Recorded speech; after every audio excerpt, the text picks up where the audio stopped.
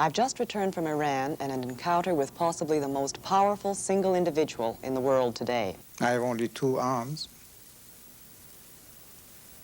But the strength comes because what I represent to my people, if they like it or not. You can't keep on the way you were doing because the old way was a little exaggerated. Do you think our inflation in the Western world is our own fault? Not mine, anyway, because it started well before we increased the price of oil. You built your progress and your affluence at our expense. So you can't say that we increased the price of oil all of a sudden, because for 20 and some odd years, maybe 24 years, we have just been terribly exploited in a very mean way.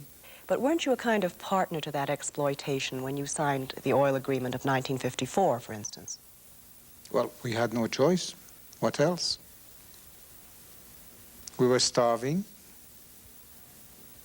and we had to start doing something to build the country. We had no choice. They dictated to us, they decreased the posted price of oil when all the price of commodities in the world were on the increase.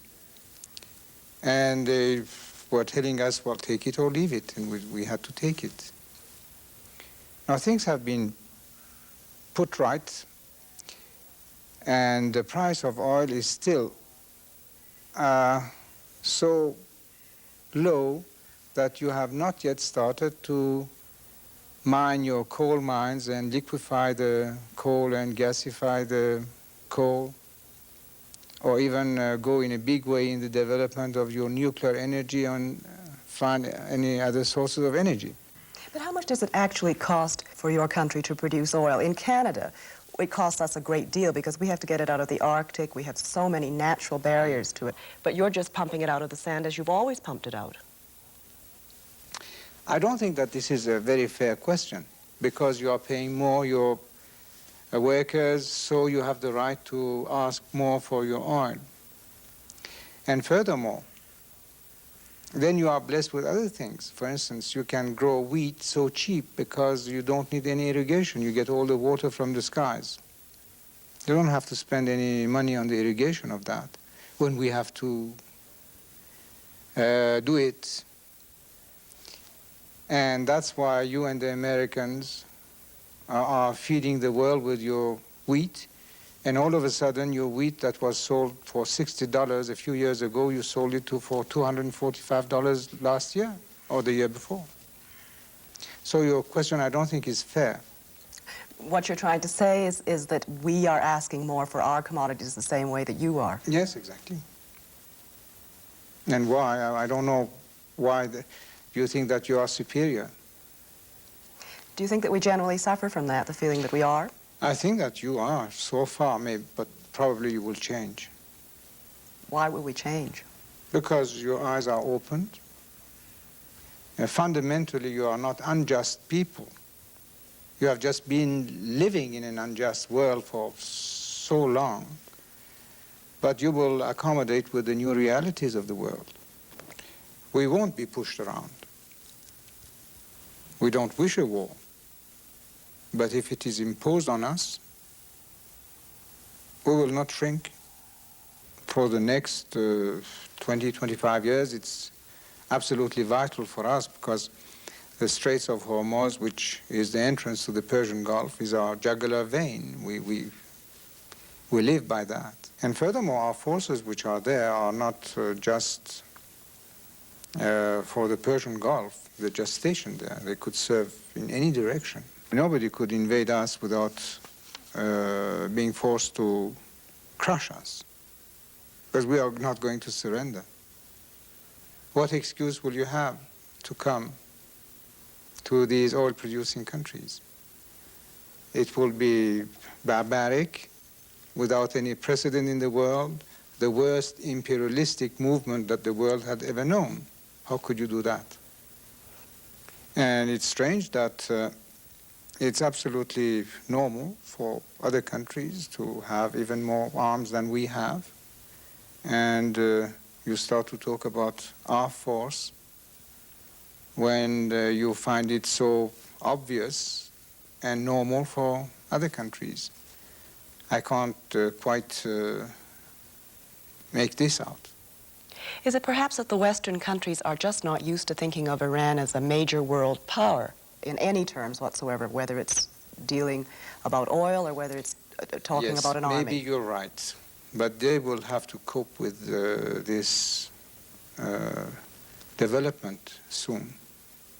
You're noted as a very strong authority figure in Iran, and yet you're extremely popular with the people. Somebody said to me that if there were a referendum held tomorrow, 90% of the people would vote yes for the Shah and all his policies. Why then do you need to be so authoritarian if you have this kind of popular support and warmth towards you? Well, first of all, it's more than 90%. Secondly, what do you call authority?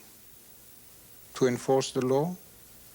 To make such fantastic, drastic changes without bloodshed? If you call this authority, I don't think that my people mind that. They want it.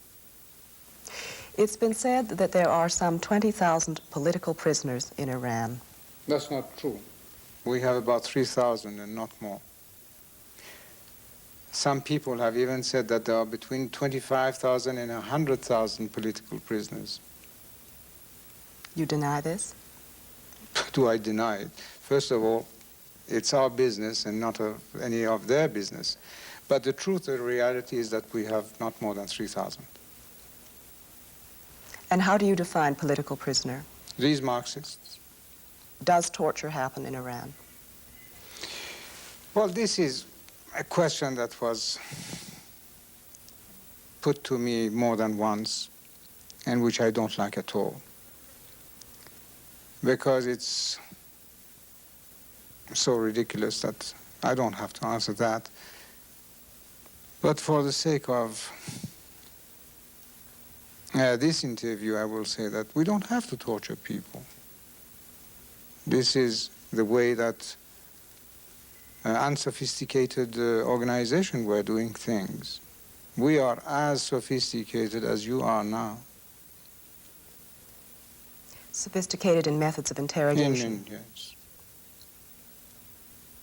So that torture, fingernail pulling, people being toasted in wire mesh, which we were reading about in the English papers. English papers. There is one paper, and I find this disgusting. And I don't really appreciate at all a serious organization like you repeating trash that you can see in one paper in one country.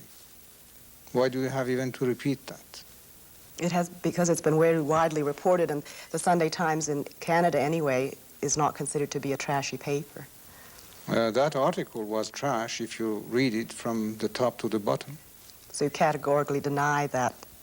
Yes, and I don't have to deny it because it's none of your business, but I do. You've often said that you have never sentenced to death anyone who has attempted to kill you. How many attempts have there been?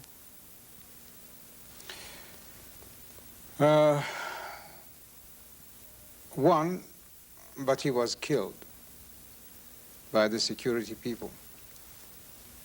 Then the second, 5, 6 people were involved. They were all pardoned by myself. And indirectly, we know that there have been some attempts which did not materialize. And they have been also pardoned.